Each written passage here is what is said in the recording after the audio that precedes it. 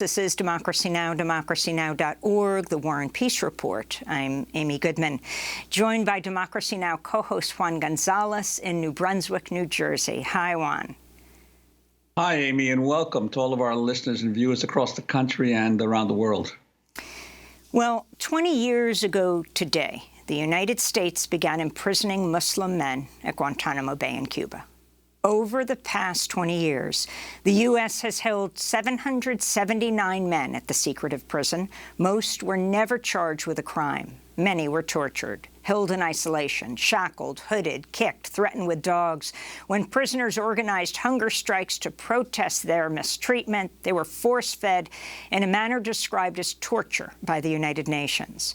Today, 39 prisoners remain. Guantanamo opened under the administration of George W. Bush. It continued under Barack Obama, Donald Trump, and now Joe Biden.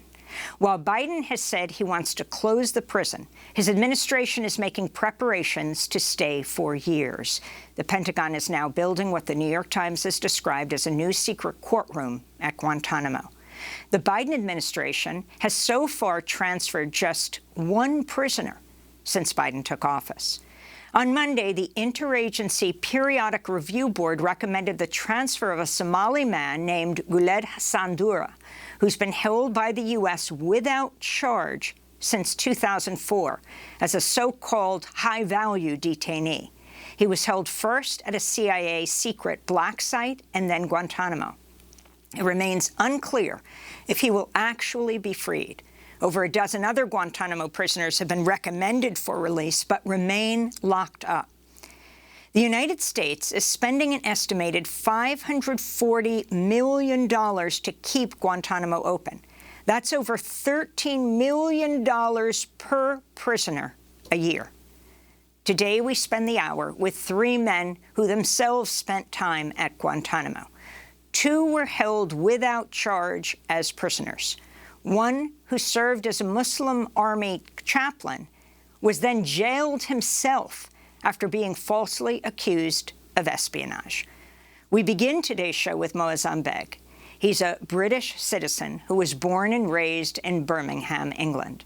In February 2002, Moazzam Begg was seized by the CIA in Islamabad. No reasons were given for his arrest. He was hooded, he was shackled, he was handcuffed and flown to the U.S. detention facility at Kandahar, Afghanistan, then to Bagram Air Base, where he was held for approximately a year before being transferred to Guantanamo Bay. The U.S. government labeled him an enemy combatant. He was never charged with a crime. He was released in 2005. He now works as the director of outreach at CAGE, which advocates on behalf of victims of the so-called war on terror. Moazzam Begg, welcome back to Democracy Now! We first spoke to you in 2006 after you had been released. Can you talk about your reflections today on this 20th anniversary of Guantanamo being opened? And if you wouldn't mind going back, because I'm sure it's painful every time you do, if you can tell us what happened to you there and on the way there when you were held in Afghanistan. Thank you, Amy, and I do remember very clearly speaking to you first when I came back from Guantanamo. My essential story is, and before I begin this, it's important that I say this, that your report carried a mention of Abu Zubaydah, who was in while he's still in Guantanamo. And why this is important is because the entire torture program, the enhanced interrogation technique program, was developed by the psychologists for him, and it was, of course, justified by the lawyers who said that if it's not organ failure or death or severe physical impairment, it's not torture. And that's what opened the torture doors for all of us, so that when I was taken into U.S. custody and I was brutalized both in Kandahar, where I was physically stripped naked, beaten, punched, spat upon, had my photographs taken, in this questioned, naked and shivering in the Kandahar desert by FBI and CIA agents, like all the other prisoners were. It was just the beginning. It was the introduction. It was my introduction to not U.S. detention. It was my introduction to the USA. And that's important because the majority of the prisoners had never been to the USA. the majority of the prisoners had the USA come to them and show them a side of the USA that most people in the USA don't even know or didn't even understand exists. And then after Kandahar, I was sent to Bagram. In Bagram, I was held approximately, as you said, for a year. Amongst the worst things I saw was a prisoner called Dilawar.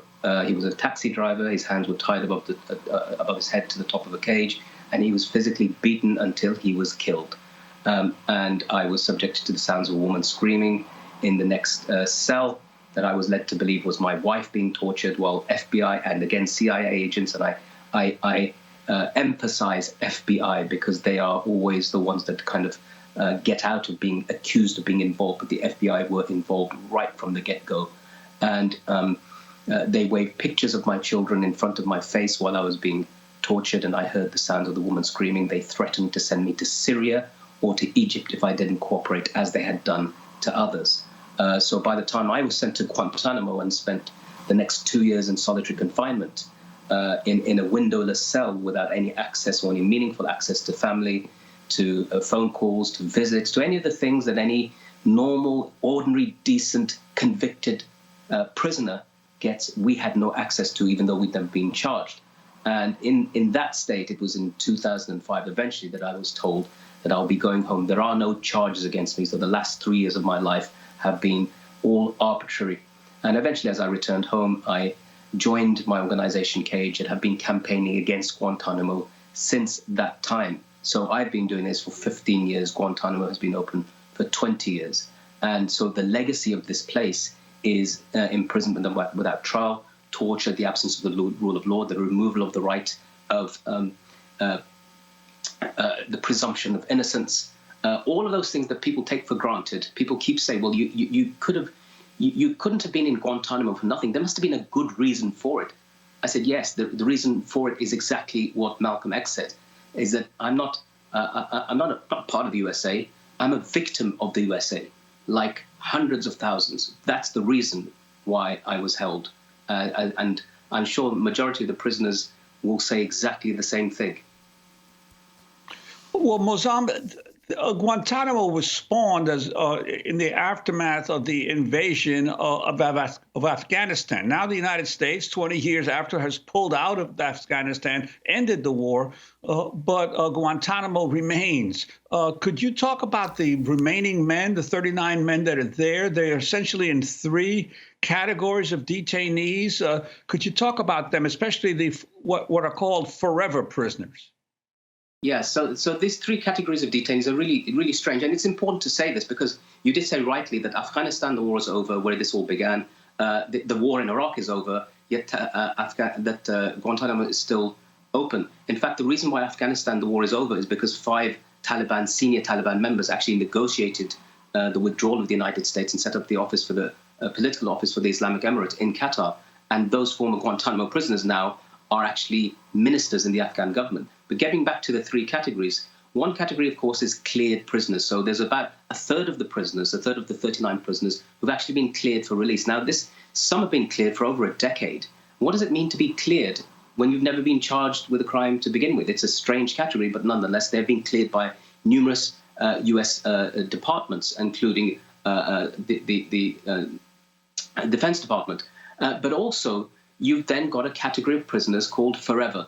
Too innocent to charge. Listen to this as the world boggles listening to these terminologies. Too innocent to charge, but too dangerous to release. What does that even mean? And there are people, as you mentioned earlier on, one who was deemed high value is now no longer high value and is now no longer a forever prisoner. And then you've got those who are charged under the military commissions. And the military commissions, for those who don't know, again, has been described by senior jurists around the world as, I quote, a kangaroo court, because there you can have hearsay evidence, you have no right to appeal, your defenders are not even appointed by you, they're the military. So the military is your judge, jury, and if they have their way, your executioner. But the irony of ironies is this, that after 20 years, not a single person, not even those accused of masterminding the 9/11 attacks, have been convicted for any crime. And as bad as 9/11 may have been, it's not as bad anywhere near. It doesn't even come close to World War II, where in the Nuremberg trials that took place against the Nazis who architected the entire war were prosecuted within 1 year. So why can't those people be prosecuted? It's because they were tortured to begin with, and torture evidence cannot be admitted in US courts. That's why they've developed the military commission's legal system, which is outside any systems the United States has ever used before. But yet, even the military commission system, what has happened there for those who had not been following closely the Guantanamo situation in terms of trying detainees? So it's all caught up in pre-trial cases, people arguing back and forth whether even the idea can torture evidence even be used? Can a person give evidence for himself? Can he be presented? Because the rules and the regulations are all sort of in the process of development, what's happening is that nobody really knows. There are prosecutors that have resigned. There are judges that have said that we don't even know where the law stands on this. People have said that I never studied this law. When I studied in the U.S. military, the Uniform Code of Military Justice, I didn't study the thing outside of the law. So really what you've got is a black hole of endless pretrial hearings with lawyers coming and going back and forth, with some people being charged. And the irony, again, is this.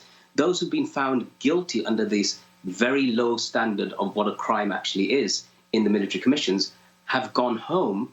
One or two who've rather pled guilty have gone home and had their convictions quashed in their countries of origin. And so those who are yet to face justice or yet to even be charged remain in this limbo, whether it's in the military commissions or outside of it as cleared prisoners or forever prisoners. You wrote a letter along with our next guest, another prisoner at Guantanamo, Mansour Daifi, and other people who were imprisoned at Guantanamo, to President Biden to close Guantanamo. And in that letter, you talked about some of us had children who were born in our absence and grew up without fathers. Others experienced the pain of learning that our close relatives died back home, waiting in vain for news of our return, waiting in vain for justice. Can you talk about how this affected the families? Yeah, I mean, just to say that letter was written by a group of us who are all published authors. And we wrote this letter to be published in the New York Review of Books directly and in an open message to Biden, offering him and describing for him an 8-point plan that we developed that would help him to close Guantanamo. But the effects on people's lives, to get back to your question, is really, one of my closest friends, Shakir Ahmed, was held in Guantanamo for 14 years without charge or trial. He came home to see 4 children, the youngest of whom was 14 years old, that Shakir had never met in his life. The others were so young when he left them that they barely remembered him and were grown adults. I spoke recently to a young man called Jawad Rabbani, who's in Pakistan. He's 19 years old. His father is still in Guantanamo. He's cleared for release by the U.S. administration. Jawad has never seen his father in his life. And Jawad's father has never been charged with a crime. This isn't happening with some sort of deepest, darkest country in Asia or Africa where it's still developing. This is the most developed nation in the world that has done it to these people, and people will not forget. So the residual effect on people's lives is that people are growing up in the absence, some children in the absence of their parents, their father. Others, like Mohamedou, who's also one of the authors of that letter, his mother died. If you see the film The Mauritanian, one of the most heartbreaking points of that film is when he looks back to see his mother and he never sees her again. He never sees that woman again who gave him life and who brought him up and who waited in vain to see him just once. Those type of heartbreaking stories. The cruelty of not even allowing visits or phone calls is just unmanageable, because even the worst offenders around the world don't do this type of inhumanity.